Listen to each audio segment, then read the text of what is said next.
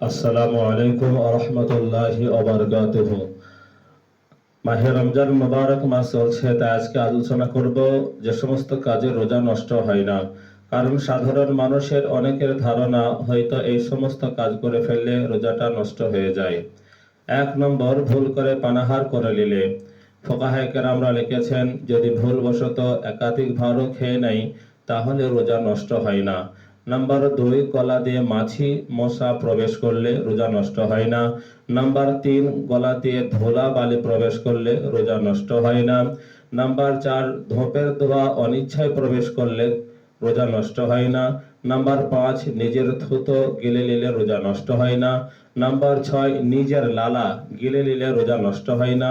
Number 7, দাঁত দিয়ে রক্ত বাহির হলে রোজা নষ্ট হয় না। নাম্বার 8, অনিচ্ছায় বমি করলে রোজা নষ্ট হয় না।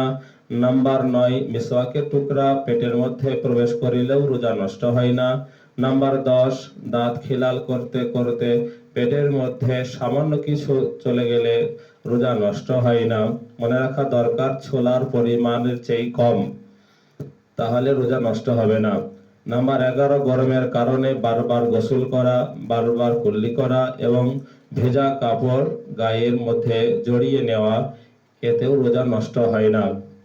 নাম্বার 13, নাক ফোড়ানো যাবে, এতে রোজার কোনো ক্ষতি হবে না। নাম্বার 14, চোখে ওষুধ দেওয়া যাবে, এতে রোজা নষ্ট হয় না। নাম্বার 15, কানের মধ্যে পানি প্রবেশ করলে রোজা নষ্ট হয় না। নাম্বার 16, কানে তেল ওষুধ দিলে রোজা নষ্ট হয়ে যায়, তবে কান থেকে কোনো ময়লা মাটি বের করলে অর্থাৎ কানে কাঠি দিলে রোজা নষ্ট হয় না। নাম্বার 17, চোখের জল মুখের ঘাম যদি মুখের ভেতরে প্রবেশ করে তাহলে রোজা নষ্ট হয় না। যদি পরিমাণ বেশি হয়, খেয়ে নেই, তাহলে রোজা নষ্ট হয়। নাম্বার 18, তেল মাখলে আতর মাখলেও রোজা নষ্ট হয় না। নাম্বার 19, সেহরি বেশি খাওয়ার কারণে ঢেকরের সঙ্গে যদি দিনের বেলায় পানিও আসে তবুও রোজা নষ্ট হয় না। নাম্বার 20, কোনো অপূর্ব সুন্দরী নারীকে দেখে যদি কোনো পুরুষের বীর্যপাত হয়ে যায় তাহলে রোজা নষ্ট হয় না।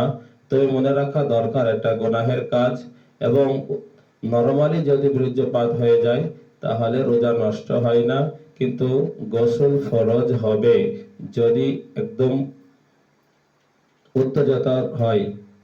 নাম্বার 21, দিনের বেলায় স্বপ্নদোষ হলে রোজা নষ্ট হয় না। নাম্বার 22, দিনের বেলায় ভুল করে সহবাস করে নিলে রোজা নষ্ট হয় না। নাম্বার 23, নাপাকি অবস্থায় রোজা রাখা জায়েজ আছে। এমন অবস্থায় সেহরি খাচ্ছেন, সেহরি খাওয়ার পরে আপনার গোসলের সময় নেই বা গোসল করতে গেলে সেহরি খাওয়ার সময় নেই, এক্ষেত্রে আপনার নামাজের আগে গোসল করে নেবেন, এতে সমস্যা নেই। নাম্বার 24, ইনজেকশন স্যালাইন নেওয়া যাবে, এতে রোজা নষ্ট হয় না। নাম্বার 25, রক্ত পরীক্ষা করা যাবে। নাম্বার 26, সর্দির কারণে যদি নাক টেনেও নেয় সেটার জন্য রোজা নষ্ট হবে না। আর এই ছিল সংক্ষিপ্ত আলোচনা। আসসালামু আলাইকুম ওয়া রাহমাতুল্লাহি ওয়া বারাকাতুহু।